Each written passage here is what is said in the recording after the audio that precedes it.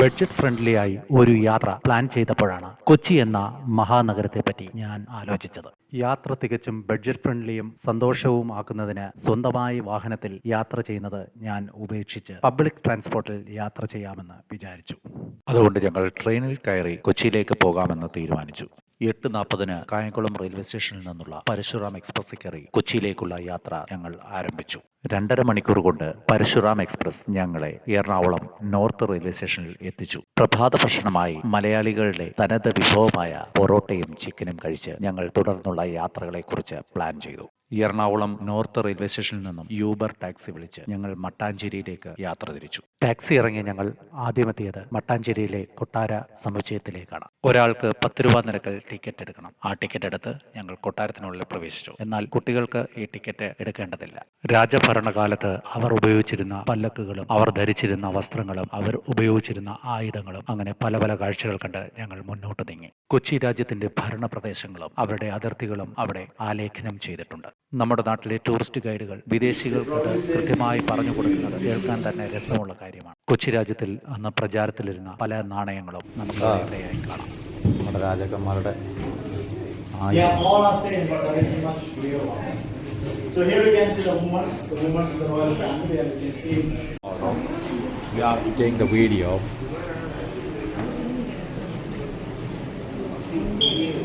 എടാ അത് ഫോട്ടോ എടുക്കാം, നിൽക്കിയത് അത് വീഡിയോ എടുക്കുന്നതിനെത്താ. നിൽക്കി, ഇനി ഫോട്ടോ എടുക്കട്ടെ. കൊട്ടാരത്തിലുണ്ടായിരുന്ന സ്ത്രീകൾ മുൻപ് ധരിക്കുന്ന വസ്ത്രങ്ങളുടെ മോഡൽ നമുക്കവിടെ കാണാൻ കഴിയും. കൊട്ടാരത്തിൽ നിന്നിറങ്ങി ഞങ്ങൾ നേരെ പോയത് പ്രശസ്തമായ ജൂത ടൗൺ കാണുന്നതിന് വേണ്ടിയാണ്.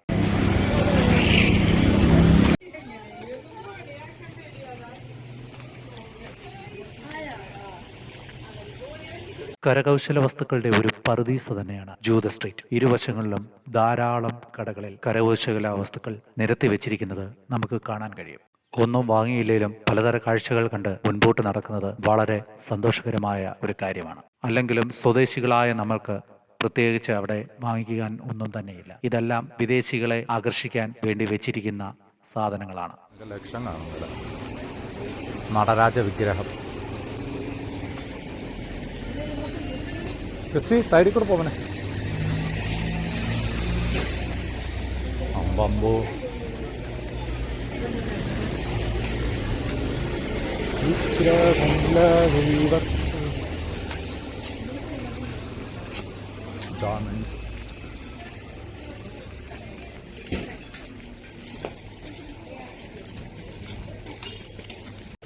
നമുക്ക് അവിടെ പോയിട്ട് വരാം. വാ.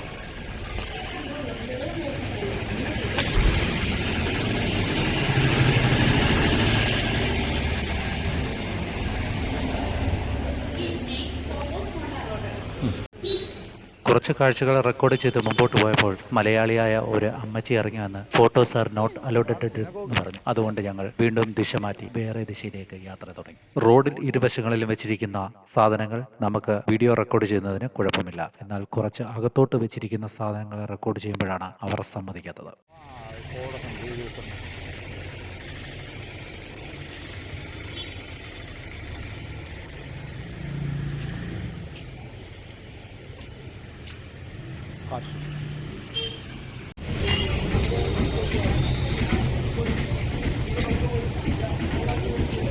വലിയ ഇഷ്ടമുള്ള സാധനം ഇങ്ങനത്തെ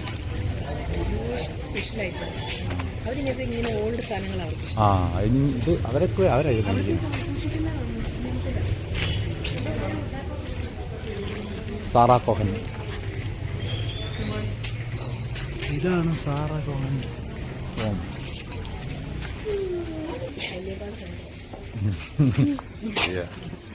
രാജൻ സാമുവൽ പണ്ട് യാത്ര ചെയ്തിരുന്ന സൈക്കിളാണ് സുഹൃത്തുക്കളെ ഈ കാണുന്നത്.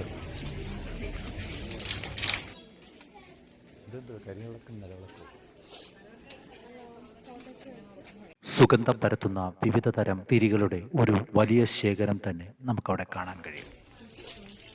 കല്ലുപാകി സുന്ദരമാക്കിയ വീഥികളിലൂടെ ഞങ്ങൾ ഞങ്ങളുടെ യാത്ര തുടർന്നുകൊണ്ടേയിരുന്നു.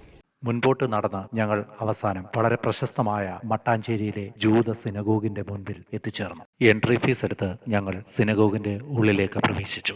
പുരാതനമായ യഹൂദ ആരാധന കേന്ദ്രമാണ് മട്ടാഞ്ചേരി ജൂതപ്പള്ളി. മലബാർ യഹൂദർ 1566 ഈ സിനഗോഗ് പണി കഴിപ്പിച്ചത്. നമ്മുടെ നാട്ടിലെ മറ്റ് സ്ഥലങ്ങളിൽ നിന്നും വൈദികർ ഉൾപ്പെടെയുള്ള ജനങ്ങൾ അവിടെ വന്ന് വൈദികർ അവർക്ക് ഇതിന്റെ ചരിത്രം പറഞ്ഞു കൊടുക്കുന്നത് കാണാമായിരുന്നു. ഇന്ത്യയിലെ ആദ്യത്തെ ജൂതപ്പള്ളി പണി കഴിപ്പിച്ചത് AD 4-ാം നൂറ്റാണ്ടിൽ കൊടുങ്ങല്ലൂരിൽ ആയിരുന്നു. ആ കാലഘട്ടത്തിൽ ജൂതന്മാർ തെക്കേ ഇന്ത്യൻ മേഖലയിൽ കേരളത്തിലെ മലബാർ തീരത്ത് ഉടനീളം വാണിജ്യ രംഗത്ത് നല്ലൊരു സ്ഥാനം വഹിച്ചിരുന്നു. AD 14-ാം നൂറ്റാണ്ടിൽ അവർ കൊച്ചിയിലേക്ക് മാറി താമസിക്കുകയും അവിടെ ഒരു പുതിയ സിനഗോഗ് പണിയുകയും ചെയ്തു. ആ സിനഗോഗാണ് നമ്മൾ ഇപ്പോൾ കാണുന്നത്. അവിടെ സ്ഥാപിച്ചിരിക്കുന്ന പണ്ട് പുരാതനമായ ഒരു ഫാൻ അതിപ്പോഴും നന്നായി പ്രവർത്തിക്കുന്നുണ്ട് എന്നുള്ളതാണ് രസം.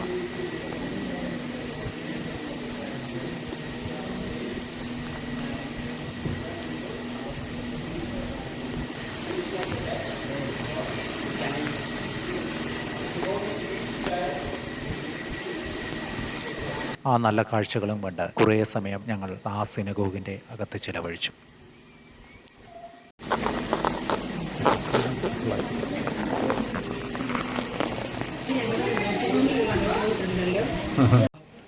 സിനഗോഗിന് പുറത്തേക്കിറങ്ങിയ ഞങ്ങൾ അവിടെ കുറെ ഫോട്ടോസും വീഡിയോസും ഒക്കെ എടുത്തു. കൊച്ചിയിൽ വന്ന് ഞങ്ങൾ യൂബർ ടാക്സി വിളിച്ചാണ് മട്ടാഞ്ചേരിയിലേക്ക് പോയത്. എന്നാൽ തിരിച്ചുള്ള യാത്ര മട്ടാഞ്ചേരിയിൽ നിന്നും നമ്മളുടെ സംസ്ഥാന സർക്കാർ പുതിയതായി ഇറക്കിയ വാട്ടർ മെട്രോയിൽ പോകാമെന്ന് വിചാരിച്ചു. മട്ടാഞ്ചേരിയിൽ ചെന്നപ്പോഴാണ് അങ്ങനെ ഒരു സർവീസ് നടക്കുന്നുണ്ടെന്ന് പോലും ഞങ്ങൾ അറിഞ്ഞത്. കൊച്ചിയിലെ ട്രാഫിക്കിലൊന്നും പെടാതെ മട്ടാഞ്ചേരിയിൽ നിന്നും വെല്ലിംഗ്ടൺ ഐലൻഡ് ടച്ച് ചെയ്ത് നമുക്ക് ഹൈക്കോർട്ടിന് അടുത്തുള്ള മെട്രോ സ്റ്റേഷനിൽ ഇറങ്ങാൻ കഴിയും. അവിടെ നിന്ന് നമുക്ക് കുറച്ച് നടന്നു കഴിഞ്ഞാൽ പെൻഡാമേനകയിൽ എത്തിച്ചേരാം. അവിടെ ധാരാളം എന്റർടൈൻമെന്റുകളുണ്ട്. ക്രൂയിസ് ബോട്ട് സർവീസും രാത്രിയിൽ കടലിനുള്ളിലേക്ക് പോകുന്ന യാനങ്ങളും എല്ലാം നിങ്ങൾക്ക് അവിടെ കാണാൻ പറ്റും.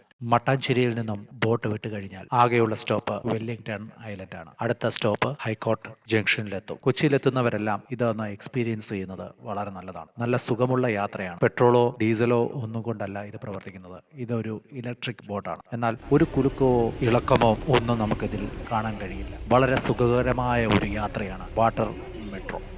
കുറഞ്ഞ പണത്തിൽ വളരെ വേഗം ലക്ഷ്യസ്ഥാനത്ത് എത്താൻ കഴിയും എന്നുള്ളതാണ് വാട്ടർ മെട്രോ സർവീസിന്റെ ഗുണം. പല ദ്വീപുകളിലേക്കും വൈപ്പിൻ തുടങ്ങിയ പല ദ്വീപുകളിലേക്കും അവിടെ നിന്ന് സർവീസുകളുണ്ട്.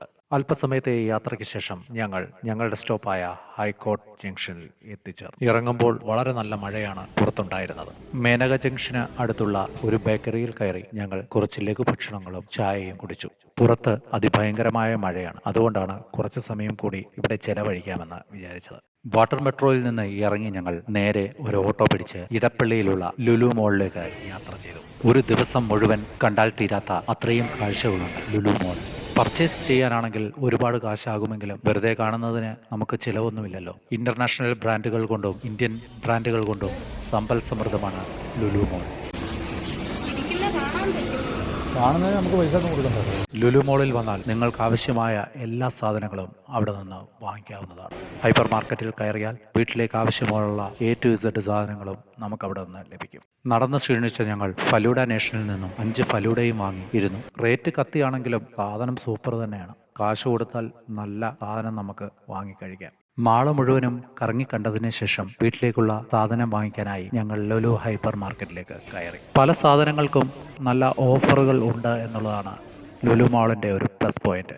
ഒരുമിച്ച് സാധനം എടുക്കുകയാണെങ്കിൽ നമുക്ക് കൊച്ചിയിലേക്ക് യാത്ര ചെയ്ത് ലുലു മാളിൽ പോയി ഓഫറുള്ള സാധനമെല്ലാം എടുക്കുന്നത് നമ്മുടെ പോക്കറ്റിന് നല്ലതാണ്. ലുലുവിലെ പർച്ചേസിംഗ് കഴിഞ്ഞതിന് ശേഷം ഞങ്ങൾ തിരിച്ച് നോർത്ത് റെയിൽവേ സ്റ്റേഷനിലെത്തുകയും അടുത്ത വണ്ടിക്ക് തന്നെ കായംകുളത്തേക്കുള്ള യാത്ര ഞങ്ങൾ തുടങ്ങുകയും ചെയ്തു. രാത്രിയിൽ തന്നെ ഞങ്ങൾ കായംകുളം റെയിൽവേ സ്റ്റേഷനിലെത്തുകയും ദൈവം സഹായിച്ച് ഒരു കുഴപ്പവും കൂടാതെ വീട്ടിൽ എത്തിച്ചേരുകയും ചെയ്തു. ഞങ്ങളുടെ വീഡിയോ കണ്ട എല്ലാവർക്കും നന്ദി, നമസ്കാരം. Please like, subscribe and share my videos. Thank you.